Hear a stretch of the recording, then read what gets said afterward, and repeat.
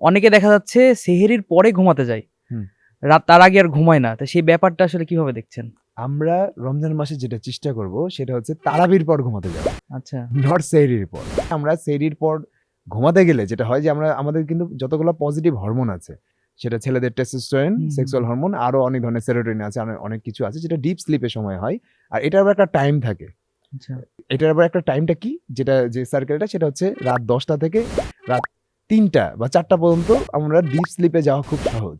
এই টাইমটাকে যদি আমরা পার করে ফেলি তারপরে ঘুমাতে যাই, তাহলে ডিপ স্লিপে যাওয়ার সময় আমাদের যে পজিটিভ হরমোনগুলো বুস্ট হয়, আমাদের মেয়েদের শরীরে কি প্রজেস্টেরন এবং ইস্ট্রোজেন থাকে, মেয়েদের শরীরে, ছেলেদের টেস্টোস্টেরন থাকে, এগুলো ব্যালেন্সে থাকে এই গভীর ঘুমে যাওয়ার সময়।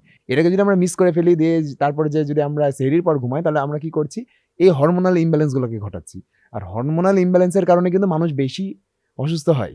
লাইফস্টাইল তো পরের বিষয়, হরমোনাল ইমব্যালেন্স আবার হয় হলো লাইফস্টাইলের কারণে, উল্টাপাল্টা লাইফস্টাইলের কারণে। এই যে যেমন আপনি উল্টাপাল্টা টাইমে ঘুমাচ্ছেন, আপনি যদি একটা পজিটিভ কাজ করেন, ধরেন আপনি একটা কোনো কোর্স করছেন, কোনো একটা কিছু পড়ছেন বা কিছু করছেন, সে ঠিক আছে। আপনি তো একে তো ওই টাইমটা করতে আপনি ঘুমাচ্ছেন না, পাশাপাশি আপনি লাইট বন্ধ করে হোক বা যাই করে হোক একটা স্ক্রিনের দিকে তাকিয়ে আছেন, কনস্ট্যান্ট স্ট্রেস আপনার ব্রেনকে দিচ্ছেন। যখন আমরা রাত জাগি পাশাপাশি কনস্ট্যান্ট স্ট্রেস নিই, তখন আমাদের ব্রেনে কর্টিসল উৎপন্ন হয়। এটা হচ্ছে স্ট্রেস হরমোন। এই কর্টিসলের কাজ হলো আমাদের লিভারকে সিগন্যাল দেওয়া যে চিনি উৎপন্ন করে, লোকটা বিপদে আছে, কনস্ট্যান্টলি জেগে আছে। এটা কেন হতো, বায়োলজিক্যাল প্রসেসে আমরা তখনই রাত জাগতাম আগেকার যুগে। আমরা তো সন্ধ্যা হলে হলে ঘুমিয়ে যেতাম, সন্ধ্যার পরপরই পাখিদের মতো ছিলাম। আমরা তখনই রাত জাগতাম যখন আমরা বিপদে থাকতাম। এই জিনিসটা ঘটে, আমাদের লিভার সর্বোচ্চ মানে সর্বনিম্ন 100 গ্রাম থেকে সর্বোচ্চ 400 গ্রাম পর্যন্ত চিনি তৈরি করে। এটা স্ট্রেসের মাত্রার উপর ডিপেন্ড করে। যে ব্যক্তি ধরেন অনেক মানসিক কষ্টে আছে, দুশ্চিন্তায় আছে, ডিপ্রেশন আছে, তার চিনি বেশি তৈরি হবে। যে নর্মালি রাত জেগে আছে তার ধরেন মিনিমাম 100 গ্রাম চিনি তৈরি হবে, যেটা 10 চা চামচ চিনি খাওয়ার সময়। তো ওই চিনি আপনি উৎপন্ন করলেন, করার পর আপনি সেহরিতে হেলদি খাবার খাচ্ছেন, ইফতারে হেলদি খাবার খাচ্ছেন, কোনো বেনিফিট পাবেন না।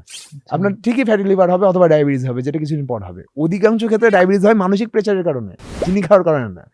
অনেক মানুষ আছে দেখবেন চিনি খায় না, হেলদি বডি ওয়েটও হেলদি স্টেটে আছে, প্রচুর পরিমাণে টেনশন নাই, তার ডায়াবেটিস হয়ে গেছে। তার বাপদাদা ডায়াবেটিস ছিল না, কিন্তু তার হয়ে গেছে। জীবনে যেমন আছে না, গ্রেটফুলও থাকতে হয় জীবনে, অনেকগুলো ব্যাপার কানেক্টেড। যে একজন ব্যক্তি ধরুন তার জীবন নিয়ে মানে সন্তুষ্ট না, সবসময় সে চায় যে আমি আরো হয়তো বা পেতাম, আরো হয়তো বা চাইতাম। সে তার ফ্যামিলি মেম্বারের কাছে বেশি এক্সপেক্ট করে, সে আল্লাহর কাছে আরো বেশি এক্সপেক্ট করে। সে মনে করে যে আমার যেটা যোগ্যতা সে অনুযায়ী আমি পাচ্ছি না। এরকম চিন্তা করা যাবে না।